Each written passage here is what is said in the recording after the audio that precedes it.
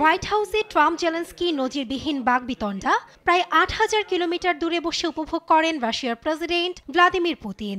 বৈঠক ভেস্তে যাওয়া কৌশলগত সুবিধাই এনে দিয়েছে সাবেক সোভিয়েত ইউনিয়নের গোয়েন্দা সংস্থা কেজিবির এর শীর্ষ কর্মকর্তাকে। একে যুক্তরাষ্ট্র, ইউক্রেন ও রাশিয়া সম্পর্কে নাটকীয় পট পরিবর্তন হিসেবে দেখছে বৈশ্বিক গণমাধ্যম।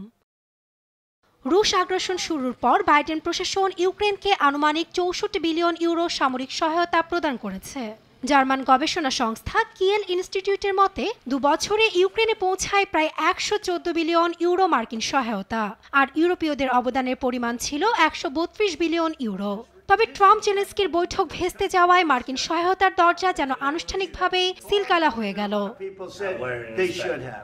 এদিকে ট্রাম্প জেলেনস্কির প্রকাশ্যে এ সাপে নেউলের সম্পর্কে লাভের অঙ্ক ভারী হয়েছে পুতিনেরই। একে রাশিয়ার প্রেসিডেন্টের নীরব বিজয় হিসেবে দেখছে ভারতীয় গণমাধ্যম এনডিটিভি। হোয়াইট হাউসের সংঘর্ষ ক্রেমলিনের জন্য ইতিবাচক প্রচারণার দুয়ার খুলে দিয়েছে। এ মুহূর্তটিকে কাজে লাগাচ্ছে কৌশলী পুতিন। রুশ রাষ্ট্রীয় গণমাধ্যমে ওভাল অফিসের সংঘর্ষকে বিশ্বে ইউক্রেনের দুর্বলতার প্রমাণ হিসেবে তুলে ধরা হচ্ছে। ৩ বছর ধরে ক্রেমলিন জেলেনস্কিকে একজন বেপরোয়া ও অযোগ্য নেতা হিসেবে তাচ্ছিল্য করে আসছে। গুঞ্জন উঠেছে ওয়াশিংটনে ট্রাম্প ও ভাইস প্রেসিডেন্ট জেডি ভ্যান্সের সঙ্গে জেলেনস্কির উত্তপ্ত বাক্য বিনিময় ইউক্রেনের সামরিক সহায়তা বন্ধেরও ইঙ্গিত।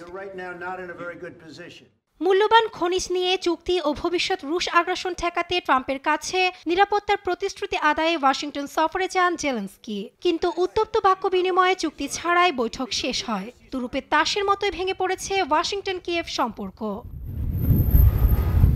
এর আগে কয়েকবার ইউক্রেনকে রাশিয়ার দখলকৃত অঞ্চলগুলো ছাড় দেওয়ার ইঙ্গিত দিয়েছিলেন প্রেসিডেন্ট ট্রাম্প। তবে যুক্তরাষ্ট্র ও ইউক্রেনের সম্পর্ক তলানিতে পৌঁছানো শুধু রাশিয়াকে লাভবান করবে না, পশ্চিমা সামরিক জোট ন্যাটোর সঙ্গেও ট্রাম্পের অবশ্যম্ভাবী ভাঙন ধরাবে বলে ধারণা বিশ্লেষকদের।